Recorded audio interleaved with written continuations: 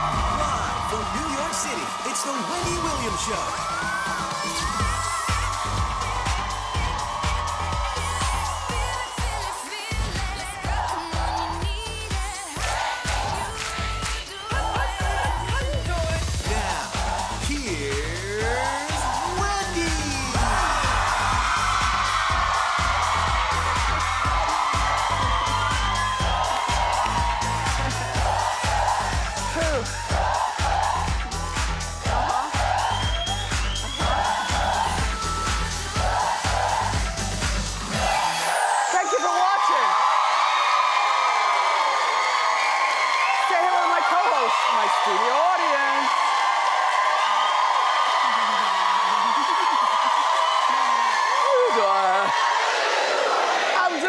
Let's get started. It's time for... Yeah.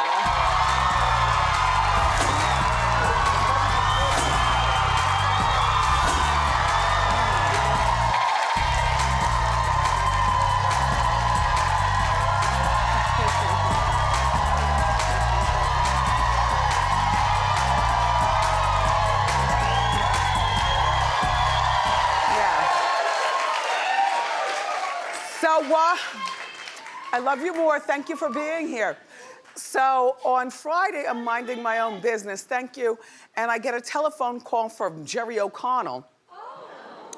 And Jerry's telling me he's in town until Sunday. But my weekend is already mapped out, mine, you know? Like he's just a pop-in circumstance, you know? I'm like, oh my gosh, how do you entertain an out-of-town friend? I said, okay, huh? He goes to me, he goes, do you want me to bring you some Taco Bell? Because he knows I love the Taco Bell. Last time he came over my apartment, he brought me the Taco Bell and we had a really great time, right? So I was like, no, what are you doing here? And so, meantime, he grew up in New York, so it's more like, Wendy, what are you doing there? Well, Jerry, if you read the headlines, you know why.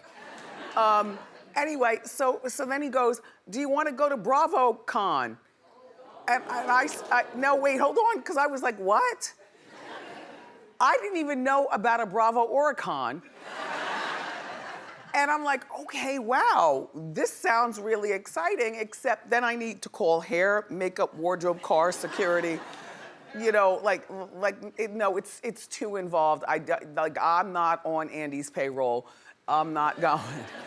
I can't. Suzanne, you know what I'm saying. Yes, I know what you're saying. That would have been a whole, I would have loved to have hung out with Jerry. Yep. I saw video of him there. He was loving it. Oh, really? Oh my God, it was like interactive and he was like dancing and going nuts. It would have been a lot. For a last minute telephone call. Too much. Like, I love him. I love him too. But my weekend was already planned. Yes. With rest in between. Yes, no, there's no time, no. Like, I couldn't, Jer, I couldn't. Mm-hmm. But, all right, so, by the way, they announced at BravoCon, the next franchise is gonna be the Real Housewives of Salt Lake City.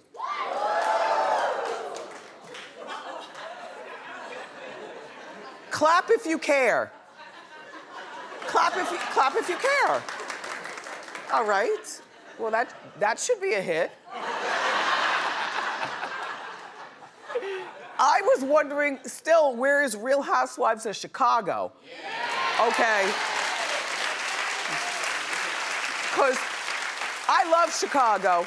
Chicago girls get down. Okay, there's a lot of money, good food, probably real good fights. You know what I'm saying?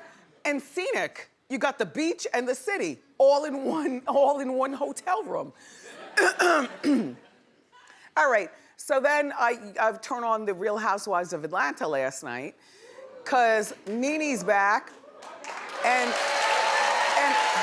I've been watching.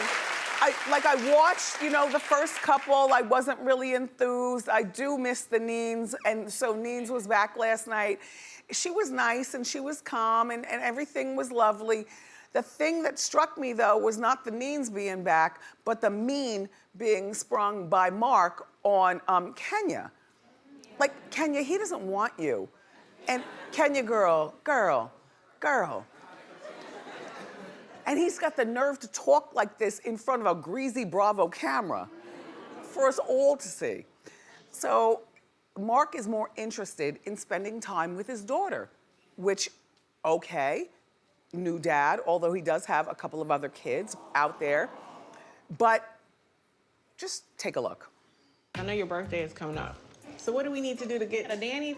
Maybe just for a couple days. Brooklyn's not coming with us? On my birthday, Brooklyn rolls with me. You roll with me on my birthday, baby. So you want to take her on your birthday trip? Yeah, of course. Of course you do. That's actually the first birthday since it's my first birthday with you. But if we want to go to dinner and just have some alone time, then how do we do that if she comes? We need you and I alone? Yes. Without you? Nah, you number one. We're not taking. I'm supposed to be number one. What? Who's number one, me or Brooklyn?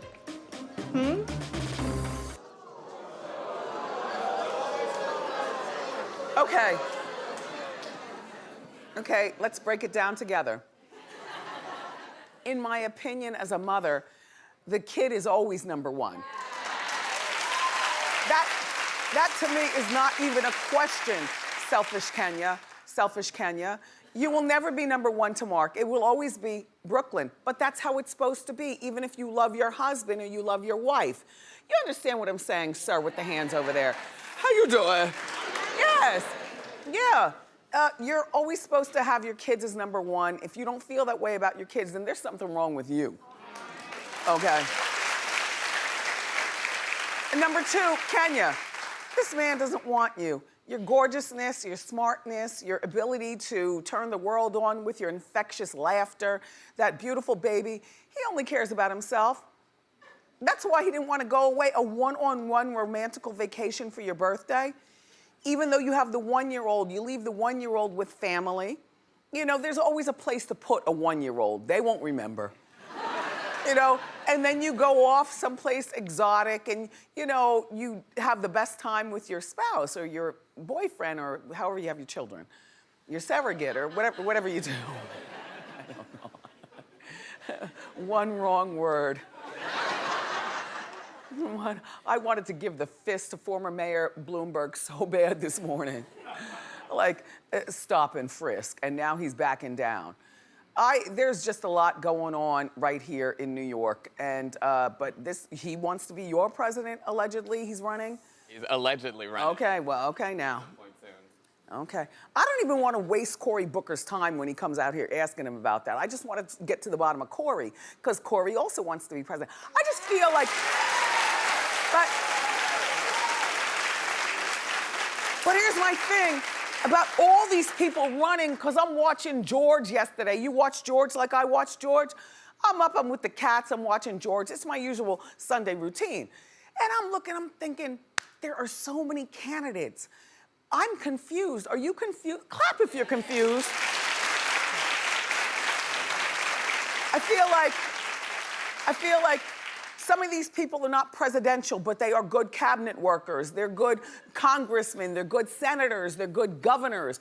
And they need to stop running for president. What they need to do is get behind a particular candidate to try to sway our vote, Norman. Absolutely. You know what I'm saying? Right.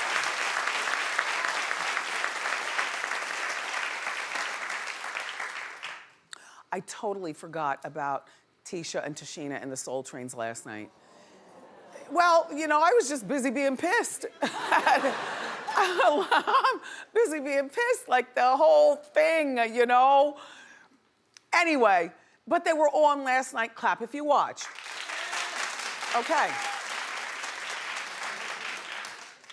Enough people, but not as many as I thought, Suzanne. Nope, a smattering. What did you watch last night? Oh, a Christmas movie? Yes, it's Hallmark Christmas movie season.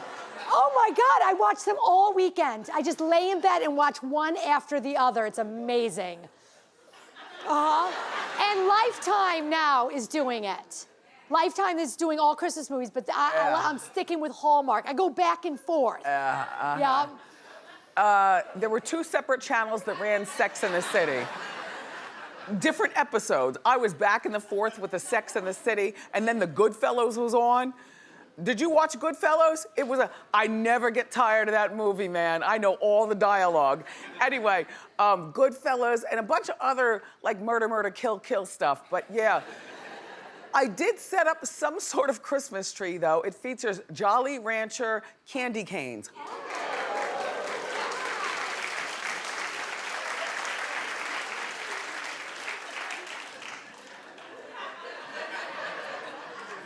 And they're individually wrapped, and they're fresh, and none of them broke. One of you sent them to me, I got them. You didn't put your name on it, but I brought them home, they're hanging. Yeah. Anyway, so the Soul Trains were on last night, and Summer Walker, who we talked about last week, she's the one with the anxiety. And she said that this will be her last album. She's done, she's canceled tour dates and the whole bit. We talked about that last week. Well, she won Best New Artist. Okay, and good for her. And here is her acceptance speech. Hi, thank you so much. I didn't expect this. Thank you, LVRN, and thank you, London, on the track. I really appreciate it.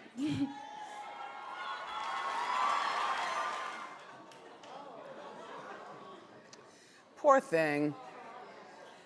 So lucky to have such a career that many people want, but not able to get over the social anxiety, which a lot of you have. We've talked about that before. Some people called me out and said, Wendy, you've mentioned being anxious and anxiety-filled before the double doors open. Well, you know what? That is a word that I will not use anymore to describe how I feel right there when they're saying live from New York. Because if that is social anxiety, that's not me. Exactly. Like you said, you have anxiety out here at the podium. Right. But not clinical. It's not clinical. Just, you know. Meaning you don't need pills and a... Exactly. Right. I don't need an IV to come out here.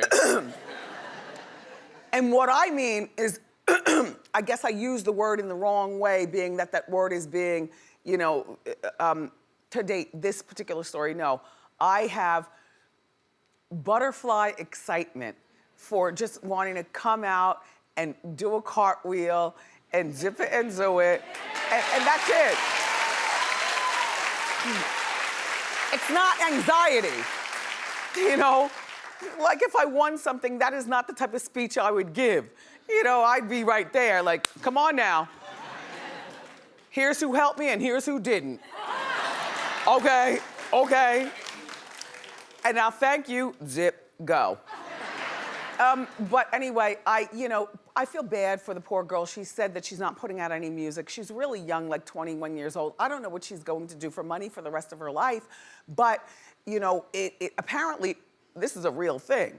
So, you know, I apologize for taking it lightly when I described myself eons ago about coming out. No. Oh, poor girl. Okay, so I'm minding my own business and I get a telephone call from my manager, Burns. And he says, and this is after we're on the phone for like an hour prior talking about business, right?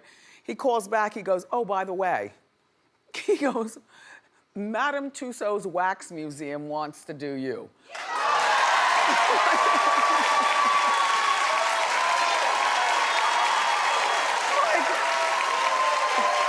But in the bigger scheme of things, how is this a by the way? You know, I am over the moon. I pick up the phone, I call my mom and dad, they're not answering. I text them, I don't tell them what I'm texting about. I said, call me, I'm over the moon. Because my thing about being excited about stuff, it lasts for approximately 30 minutes, and then I'm on to the rest of life. Like I'm like, okay, now what have I done for them lately? You know, or whatever, you know, I'm hard on myself. So I call my son, he says, I'll call you back, I'm in class. I call my sister, she's in a meeting and texts me back, and I don't want to tell anybody over a text or a voicemail or some corny mess. It's the Wax Museum.